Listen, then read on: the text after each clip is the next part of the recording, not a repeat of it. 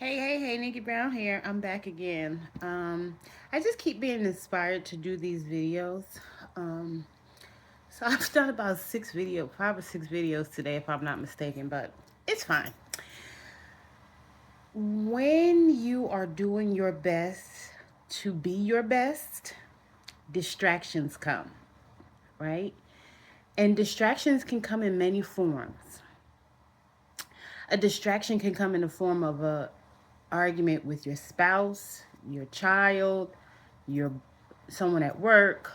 Um, Distractions can come in the form of an unexpected expense. Distractions can come in the form of being injured in some way, um, even feeling sick. Basically, distractions is not just you just scrolling through social media to be distracted. Distractions come when you're again doing your best to be your best. And the adversary or the devil does not want you to be your best, right? So let's just say, for example, you're doing your best to save money. I'm just using this as an example, but again, it could be anything. You're doing your best to save money and you have car troubles.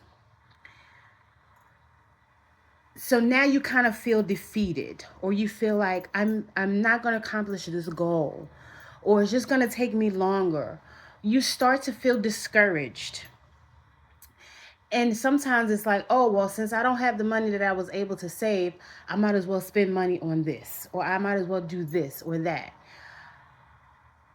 But stay focused on your goal, right? A distraction can come in the form of a friend who comes from out of town who you haven't seen in years. And they want to go to your favorite restaurant and have a 5 course meal with appetizer, the salad, the soup, the main entree, dessert, coffee, and the whole nine, right? And you have been on this weight loss journey, and you know that if you have this meal, you're probably going to gain 5 pounds, right? But again, once you have that meal with your friend, flush your body out, drink lots of water, eat lots of fresh fruit, right? And have a salad for your next meal, or fast for a few hours so that you kind of balance out or counteract the weight that you know you may gain. Do some extra working out. Go for a 20-minute walk. Um, but don't let it defeat you. Don't let it allow you to make you sad.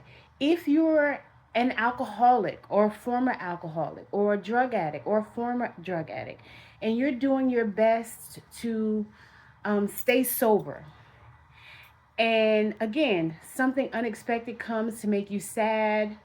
It could be losing a loved one. It could be a financial setback. Um, it could just be a celebration, right? Your friend of 30 years is having a birthday party and everybody at the party is drinking and you don't want to feel left out, right? Whatever that setback is, if you're a pill popper, um, whatever it is, right? Storms come. There's always ebbs and flows, right? It's like the wheel of fortune. 1 minute you're at the top of the wheel, but eventually you have to come down too, right? So don't beat yourself up about it. Even when you have those low moments, keep your attitude good. Stay high in stay in as good an energy as you can. If you have $2 to your name and you see a homeless person and you know that it makes you feel good to give that homeless person 50 cents, a quarter, $1 if you can. Now, don't give them your last, because I used to make that mistake in the past. I would give people my last, and then, but I knew I would get it back. So I wouldn't worry about it, but at the same time, you shouldn't do that, right? That's not necessarily the smartest thing to do. Yes, we do want to be giving if you're that giving type of person. I know everybody's not giving, so if you're not giving, then this part is not for you.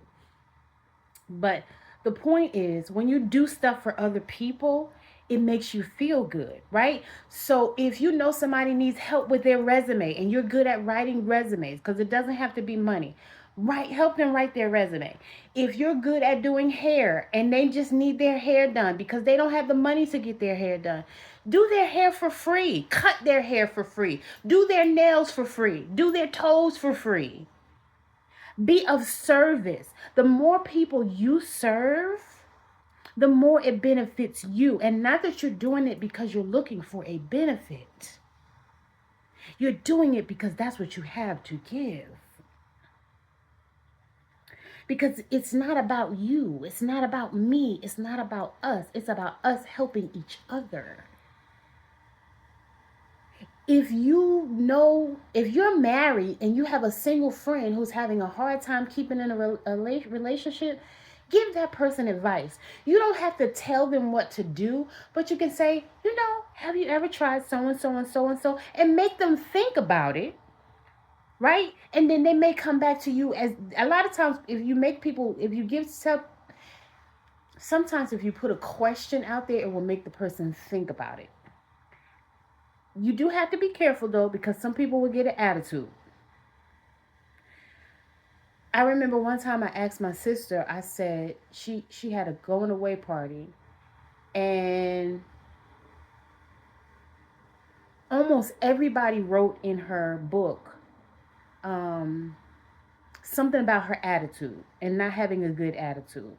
And so I asked her how she felt about that. And she got so upset with me and stopped speaking to me for years. Like, oh, you're not really my sister. That means you don't know me. Why would you say? Now, all I did is ask. But some people take it personal. But the reason I was asking is because, again, sometimes, even if it's years later, it'll at least make that person think about it. Like, why did almost everybody say, I hope your attitude changes. I hope you get a better attitude. That's something to think about. How do you feel about that? That's a legitimate question.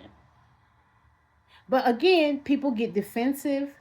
And so they start to project and they'll gaslight you because they don't want to take responsibility or accountability for that thought.